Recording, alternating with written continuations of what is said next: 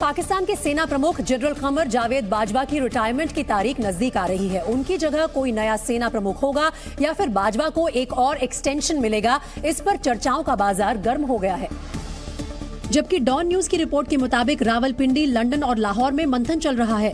इनमें से सबसे अहम बैठक रावलपिंडी में हुई, जहां सेना के कोर कमांडरों की जनरल मुख्यालय में बैठक हुई, जिसकी अध्यक्षता जनरल बाजवा ने की।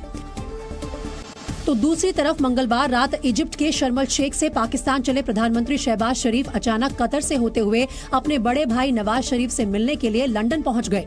पीएमएलएन से जुड़े सूत्रों के मुताबिक शहबाज शरीफ की लंदन यात्रा के दौरान नवाज शरीफ के साथ नए सेना प्रमुख के चयन को लेकर चर्चा हुई और इस बात का भी फैसला हुआ कि इमरान खान की चुनाव कराने की मांग नहीं मानी जाएगी। चुनाव अपने तय समय पर ही होंगे।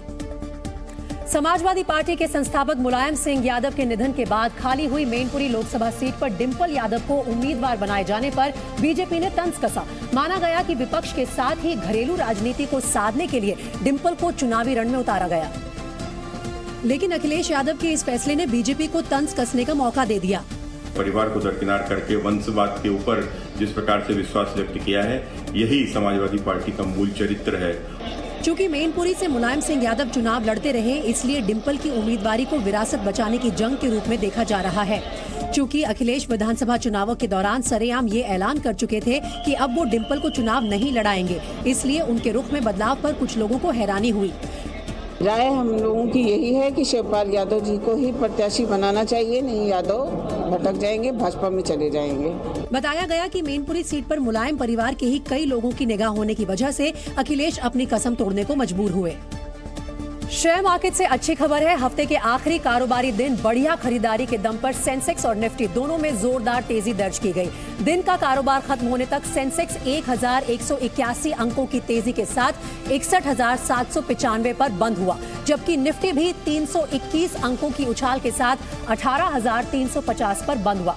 सेंसेक्स और निफ्टी दोनों का ये इस साल का सबसे ऊंचा स्तर है। शेयरों में आई इस तेजी की वजह अमेरिका में जारी हुए महंगाई के ताजा आंकड़ों को बताया जा रहा है, जिनके मुताबिक अमेरिका में महंगाई कुछ कम हुई है। शेयर बाजार में आज बैंकिंग और आईटी सेक्टर के शेयर्स में अच्छी तेजी देखी गई। आज के टॉप 5 शेयर्स में एचडीएफसी बैंक, इन्फोसिस, टेक महिंद्रा और एचसीएल शामिल हैं। वहीं शिवसेना नेता आदित्य ठाकरे कांग्रेस की भारत जोड़ो यात्रा में शामिल हुए। आज जब भारत जोड़ो यात्रा महाराष्ट्र के हिंगोली जिले से गुजर रही थी, तो आदित्य ठाकरे ने राहुल गांधी के साथ पद यात्रा की। इस दौरान आदित्य ठाकरे राहुल गांधी के साथ बातचीत करते दिखे। राहुल गांधी और आदित्य ठाकरे सड़क किनारे लोगों का अभिवादन भी कर रहे थे। कांग्रेस की भारत जोड़ो यात्रा का आज 65वां दिन था, जबकि महाराष्ट्र में यात्रा का ये 5वां दिन था।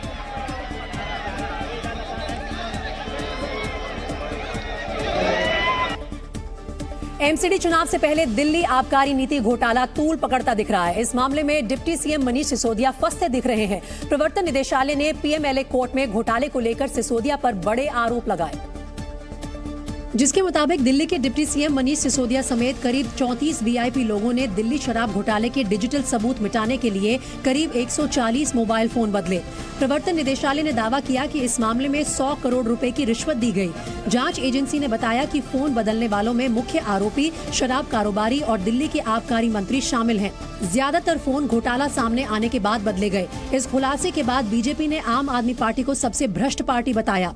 1 महीने पहले ये पूरी नीति की जो कॉपी थी, इसे लीक कर दिया गया था, इसे दे दिया गया था पहले से ही मनीष सिसोदिया के मित्रों को। ईडी ने आरोप लगाया है कि कारोबारियों और नेताओं ने अपने फायदे के लिए गलत कदम उठाए।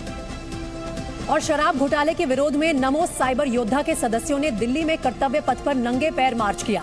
इस दौरान नमो साइबर योद्धा के सदस्यों ने दिल्ली के डिप्टी सीएम मनीष सिसोदिया और घोटाले के आरोपी की तस्वीर ले रखी थी, जिस पर लिखा था, ये रिश्ता क्या कहलाता है। प्रदर्शनकारियों का कहना था कि दिल्ली के सीएम केजरीवाल और मनीष सिसोदिया को उनके कर्तव्य की याद दिलाने के लिए ये मार्च निकाला गया। शराब घोटालेबाजों को बचा रहे हैं, उनका पैसा खा रहे हैं और उस पैसे से गली गली मोहल्ले मोहल्ले में ठेके खोलने का काम कर रहे हैं।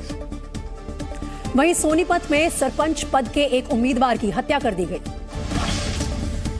हरियाणा के सोनीपत में पंचायत चुनाव से पहले सरपंच उम्मीदवार की गोली मारकर हत्या कर दी गई। शव के पोस्टमार्टम के बाद अब पुलिस टीम हत्यारों की तलाश कर रही है।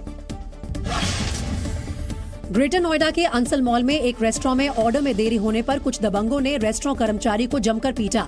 ये घटना सीसीटीवी कैमरे में रिकॉर्ड हो गई, जिसके आधार पर पुलिस ने 3 आरोपियों को गिरफ्तार कर लिया है। उत्तराखंड के पिथौरागढ़ में ताजा बर्फबारी के बाद बेहद खूबसूरत नजारा देखने को मिल रहा है।